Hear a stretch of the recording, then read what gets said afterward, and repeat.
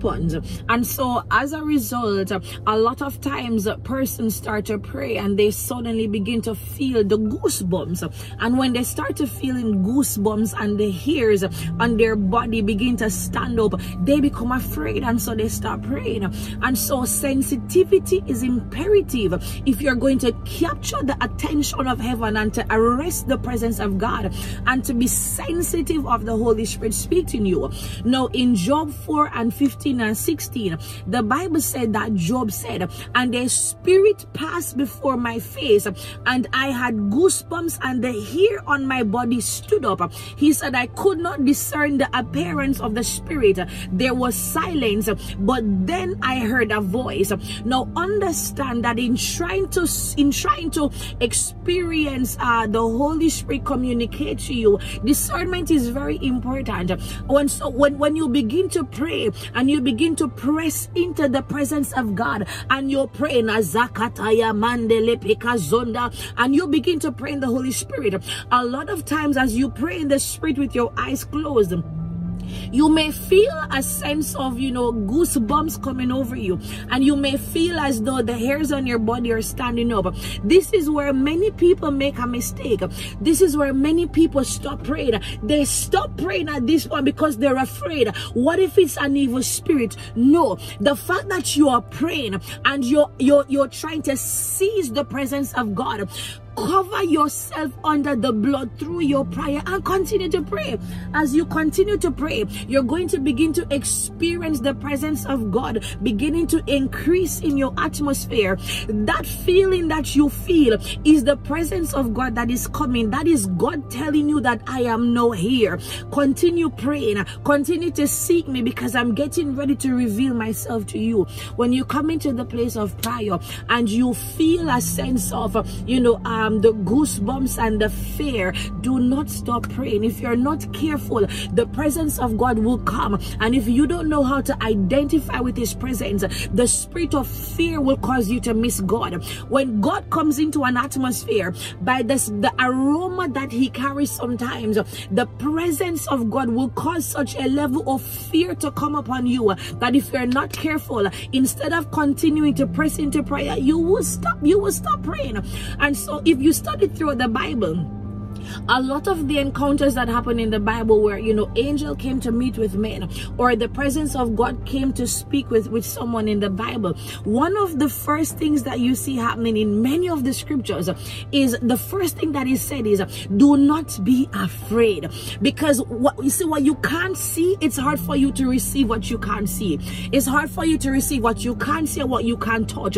And for you to know that there is an unseen spirit that is around you while you're praying and your eyes is closed, it can limit the possibilities of you having a true divine encounter with the Holy Spirit. And so you have to place it on the counters of your heart that for God did not give me a spirit of fear, but of love, power, and a sound mind. If you're praying in the Spirit, there's no way a devil can come from the pits of hell to attack you in such a way that God can protect you and that God can cover you. Do not allow your fear to limit your experiences and your encounters with God. The moment you get into that place where you feel like something is happening around you, continue to pray. It is very imperative that you be sensitive of the presence of God and that you're able to tell when the Spirit of God has come, has shown up, so you can continue to press into him. It is my heart's greatest desire that everyone would encounter God in such a way that will transform their lives, that will give them an encounter that, when you feel low in spirit, when you feel like giving up, that encounter that you've had with the Holy Spirit was so significant in your life that every time you feel like walking out, you remember that encounter and you remember that Jesus is Lord, that he is love, that he is God and he is good, and you just fall in love with him all over again. Continue to see God and be sensitive to the presence of God. If you have ever experienced somebody just being dropped into your spirit, whereas you weren't thinking about them, you didn't hear their name, you didn't see a picture or a video of them or anything, but suddenly they're on your mind, they're on your spirit, this is a way that the Holy Spirit speaks to us. Now many of you are praying and you're saying, you're asking God, I want to hear the voice of God, I want to hear God talk to me.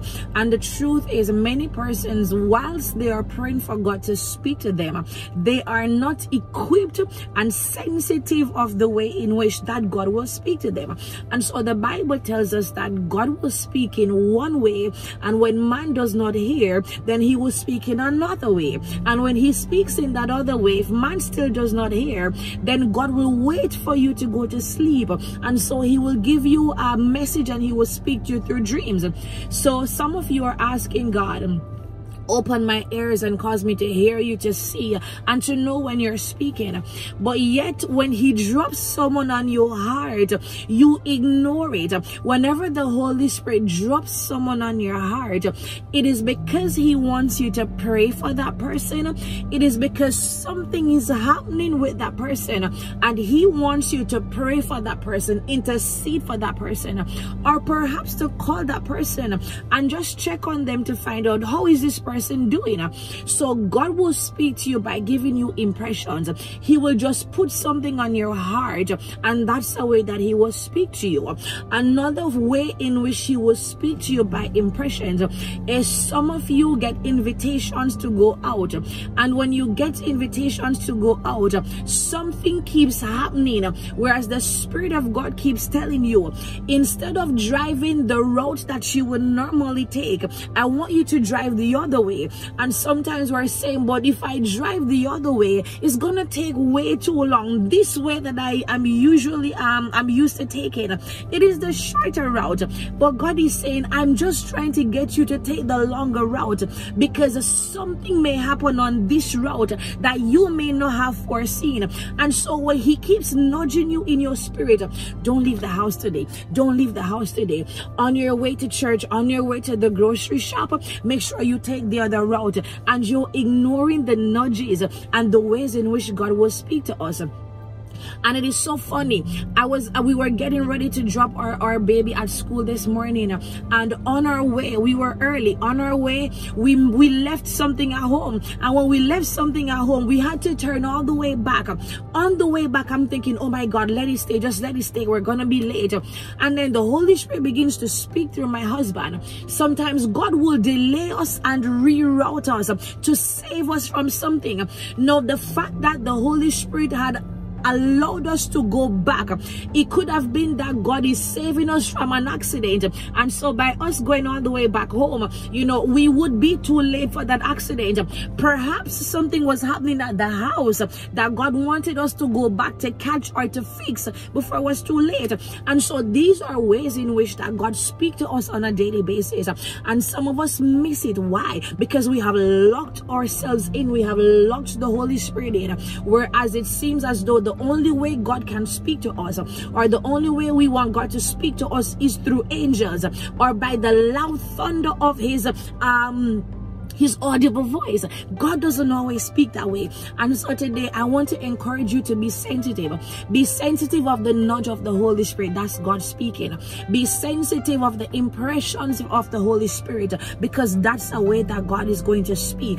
The Bible said that Paul said, I perceive in Acts, he said, I perceive that this voyage is going to bring us much harm. The ship will be destroyed, but also our lives will be harmed. He said, I perceive that something bad is going to happen.